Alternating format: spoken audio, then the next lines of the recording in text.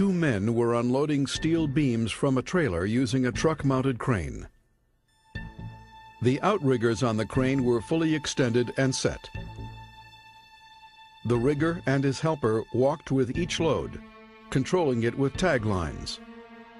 The crane operator lifted each load and swung the crane to his right about 180 degrees and lowered the beams to the ground.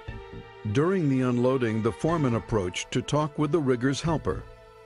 When the unloading was finished, the crane operator began to put away the rigging and stow the crane. The foreman left, but the rigger's helper remained standing beside the outrigger.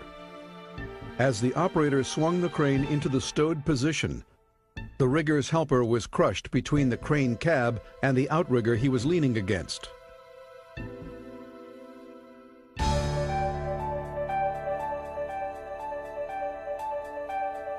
The swing radius of the crane was not barricaded to prevent employees from entering a hazardous zone.